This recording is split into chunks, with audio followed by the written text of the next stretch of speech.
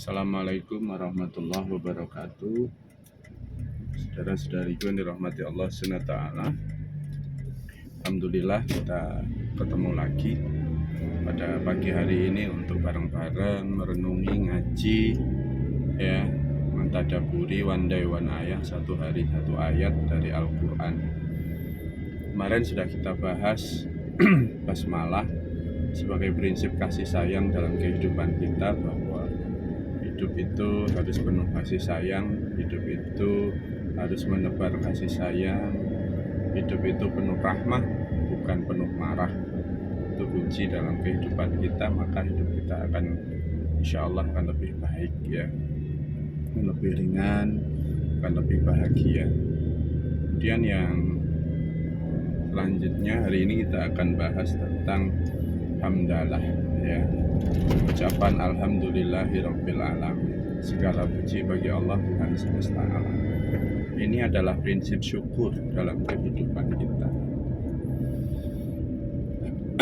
Ucapan hamdalah adalah ucapan pujian, ucapan syukur seorang hamba kepada Allah Subhanahu wa Ta'ala, karena memang zat yang pantas untuk dipuji, zat yang pantas untuk syukuri itu adalah Allah Subhanahu wa Ta'ala, karena dia adalah zat yang tanpa celah, zat yang tanpa cacat, zat yang penuh kesempurnaan. Bahkan dia adalah pemilik semesta alam, ya, Tuhan yang berkuasa, yang menguasai semesta alam, langit, bumi, dunia, akhirat, mikrokosmos, makrokosmos, ya, dari makhluk paling kecil sampai makhluk paling besar. Jadi dialah zat yang tidak ada celah, tidak ada cacat sama sekali, yang pantas untuk dipuji oleh seorang hamba. Jadi kalau melihat ayat ini adalah bentuk pengingkaran atau penafian bahwa tidak ada yang pantas untuk dipuji kecuali Allah Subhanahu wa Ta'ala, bahwa manusia itu makhluk yang tidak begitu pantas lah untuk dipuji, karena dia ya penuh cacat, penuh celah gitu. Jadi kalau ada orang kok kemudian pengen dipuji-puji dalam hidupnya, itu secara logika sedang bermasalah logika pikirnya gitu. Karena dia menjadi raja, pengen dipuji-puji oleh rakyatnya, dan dia jadi pejabat, pengen dipuji-puji oleh bawahannya, jadi orang kaya, pengen dipuji-puji oleh orang-orang di bawahnya. Itu logikanya sedang bermasalah, ya. Jadi kalau Allah sering menyebut dengan kata jahil, ya, jahil itu orang berakal tapi logikanya tidak jalan gitu. Ya, bagaimana kita memuji makhluk yang dia itu penuh celah gitu. Ya, orang cantiknya bukan main dia itu, tapi sebenarnya dalam dirinya pun penuh kotoran, ya. Dia sering buang air, bahkan buang angin, ya. Lalu apa yang pantas untuk dipuji gitu? Orang kaya dengan kekayaannya, ya, tapi masih banyak orang yang di atasnya yang lebih kaya. Bahkan kekayaannya pun pemberian zat yang maha kaya, yaitu Allah Subhanahu wa Ta'ala. Lalu apa yang pantas untuk dipuji?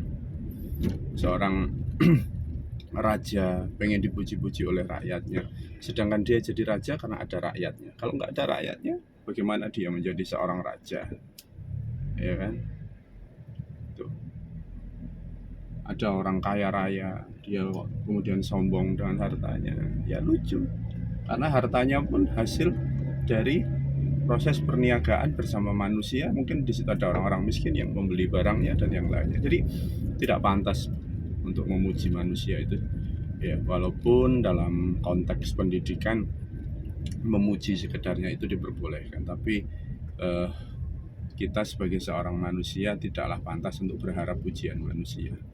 Nah, maka dalam ayat ini sebagai bentuk pengingkaran bahwa pujian itu hanya milik Allah Subhanahu wa Ta'ala. Yang kedua, ayat ini adalah prinsip syukur, ya, prinsip syukur seorang hamba bahwa apa yang dia dapatkan dalam kehidupan, ya, itu semua atas kuasa dan kehendak Allah Subhanahu wa Ta'ala, sehingga dia selalu bersyukur kepada Allah.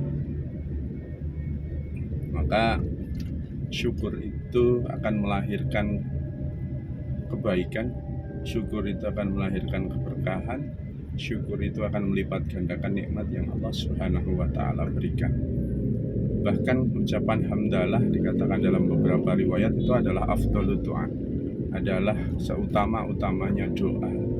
Maka afdhalut du'a alhamdulillahi rabbil alamin. Sebaik-baik doa itu adalah ucapan alhamdulillah. Jadi orang yang mengucapkan alhamdulillah itu hakikatnya dia berdoa.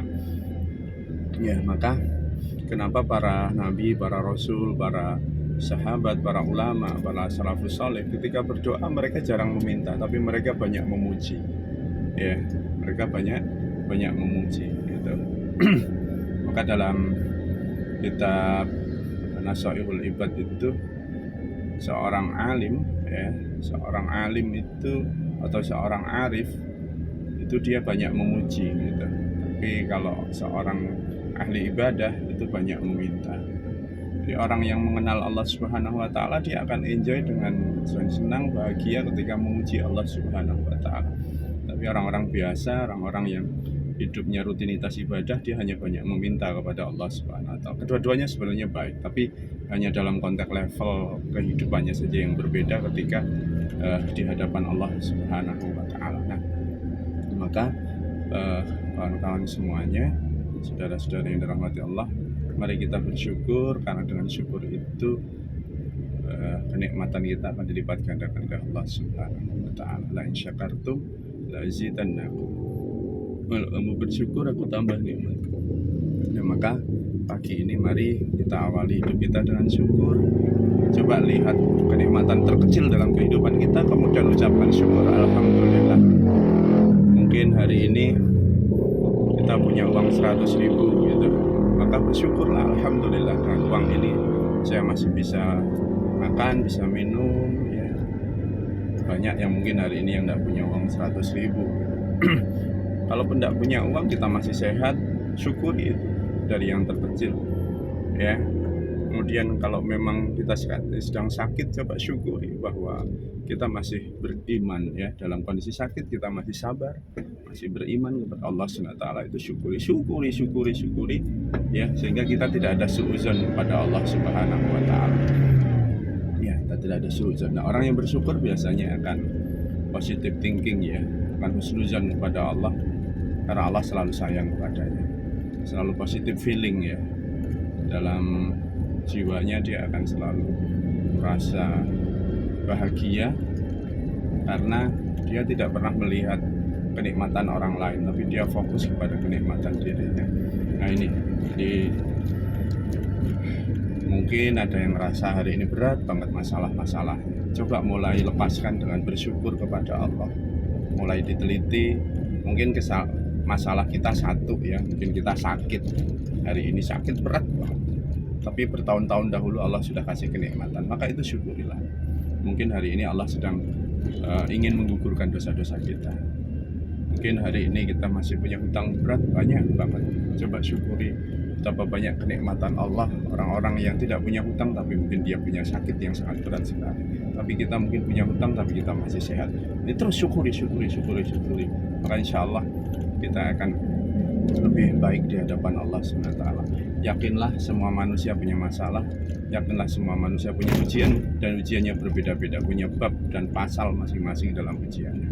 Jangan terlena dengan ujian orang lain, maka kuncinya syukur kepada Allah Subhanahu wa taala. Mari pagi ini kita bersyukur kepada Allah Subhanahu wa taala agar Allah SWT lipat gandakan kebaikan kita, sehat kita dilipat gandakan, rezeki kita dilipat gandakan, dan banyak sekali yang akan diberikan oleh Allah Subhanahu wa taala. Terima kasih. Assalamualaikum warahmatullahi wabarakatuh.